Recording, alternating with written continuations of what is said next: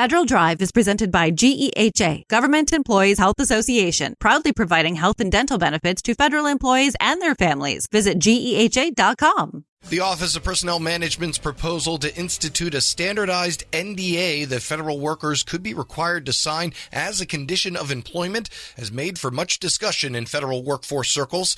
While many are concerned with the chilling effect it could have on workers, some are wondering about the possible violations of First Amendment rights. One of them is the organization Protect Democracy, which filed comments of its own opposing the measure. To get a read on its view, I spoke with Jules Torti, who is counsel for the organization. I mean, my first reaction was that this looks like a prior restraint in violation of the First Amendment, which the Supreme Court has said is one of the worst types of First Amendment violations. My second thought was, doesn't this interact with existing whistleblower protections in a way that is really inconsistent with the law? And of course, my third was, this is just fantastically bad policy from a kind of normative perspective. Gotcha. Okay. And so, let's break those down, from the First Amendment rights perspective, taking it outside of being a federal agency doing this to its employees. What rights do folks have? I mean, the First Amendment usually is one of the most sacred ones that people cite in the Bill of Rights. What standpoint do NDAs have for covering and hindering any of those First Amendment rights? Like I said, whether it's a federal agency or a large corporation that you're working for.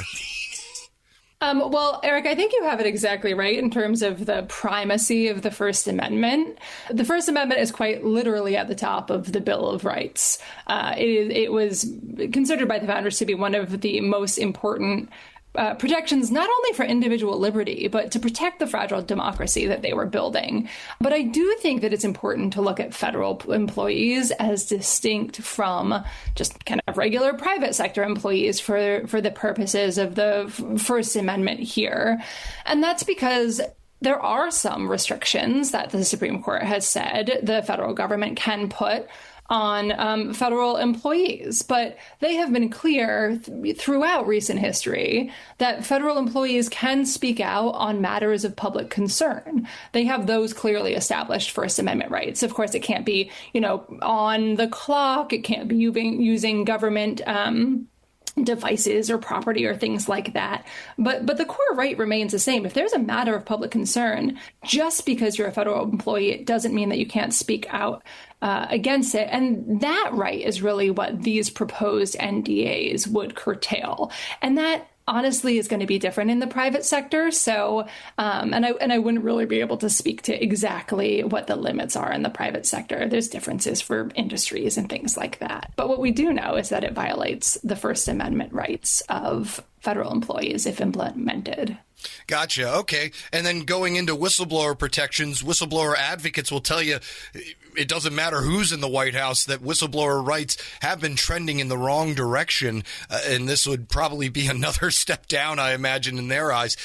What whistleblower protections could come into play here if this policy is enacted? Because whistleblower protections are supposed to even supersede NDAs, because you're supposed to be pointing out something that would negate the NDA because a possible crime or putting people in danger, something else is at play. What would they have to say about this?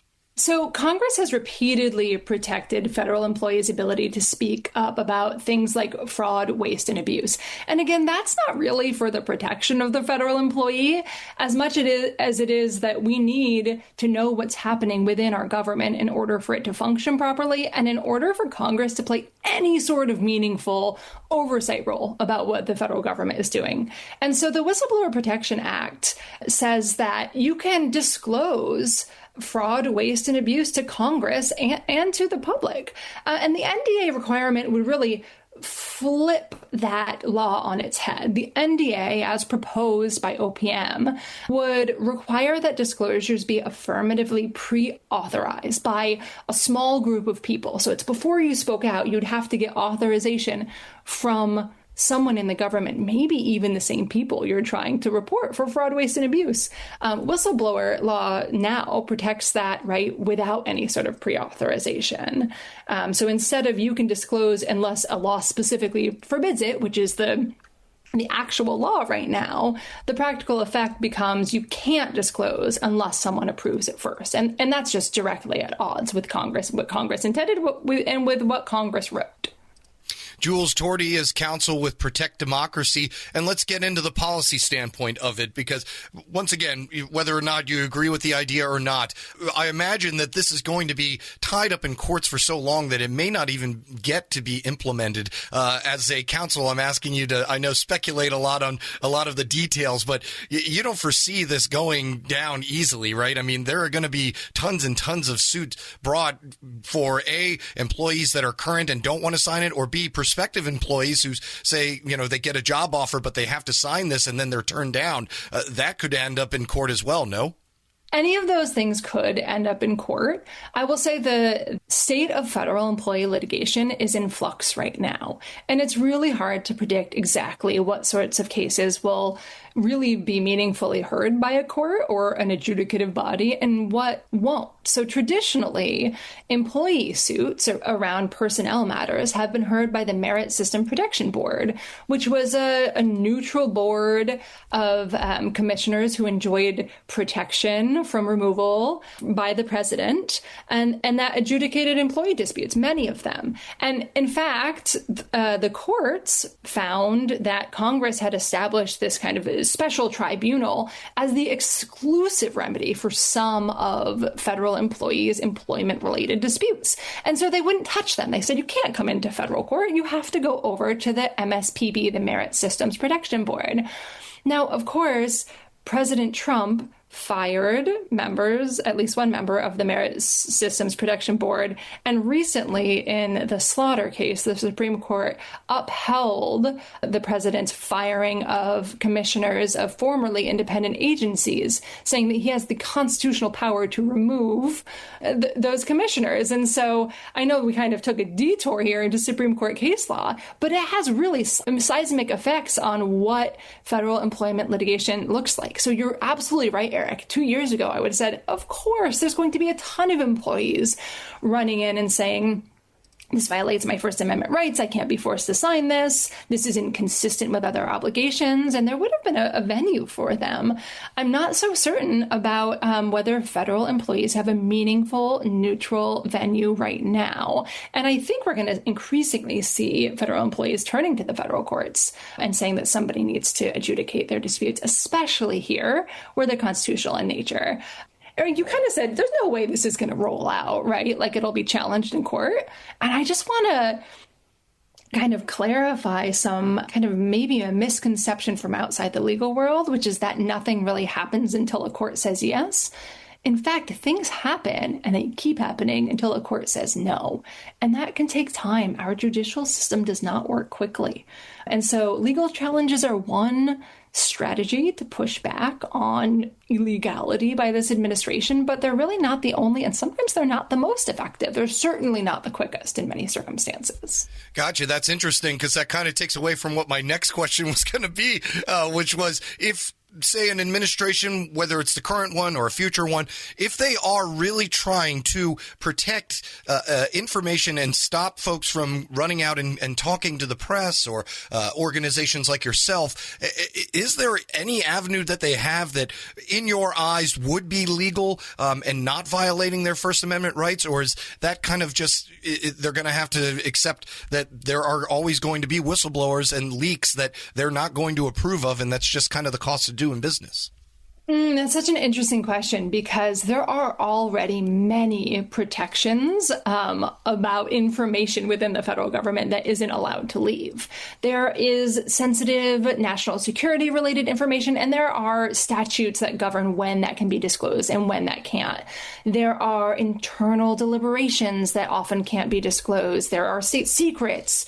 There's a bunch of both laws that Congress has passed and doctrines that the courts have developed to shield a lot of information within the federal government from public view. If you've ever filed a FOIA request and gotten a response from the government, I will say I used to be one of those government attorneys, helping, agencies send those responses to FOIA requests in some circumstances.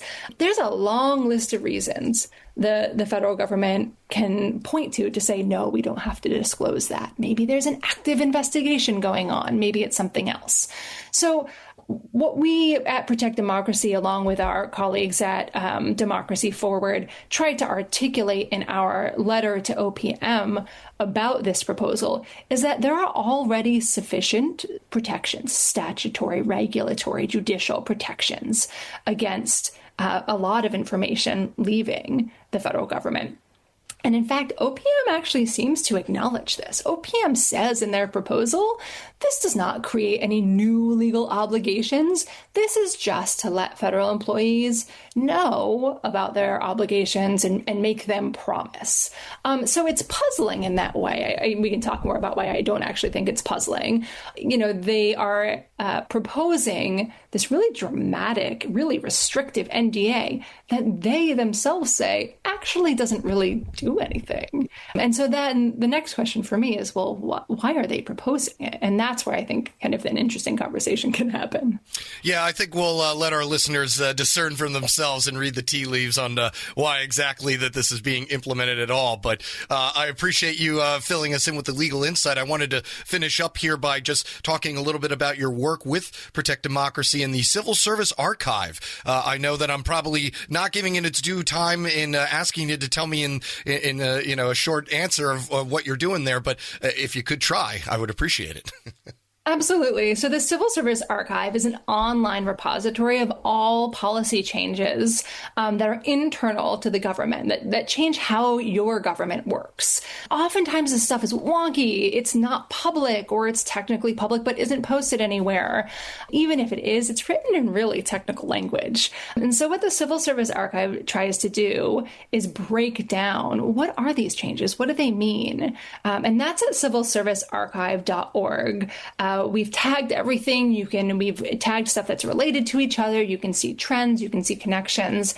And then the other resource I'd commend to readers is our Substack called Dear Civil Servant, which is part of our Protect Democracy's If You Can Keep It Substack, where we try to take big changes to the civil service and break them down plain language, make them accessible. And so both of those resources, I think, could be really useful to your listeners. Jules Torti is counsel for Protect Democracy. Find this interview at our website. Head to federalnewsnetwork.com/Federal Drive. You can also subscribe to the Federal Drive wherever you get your podcasts.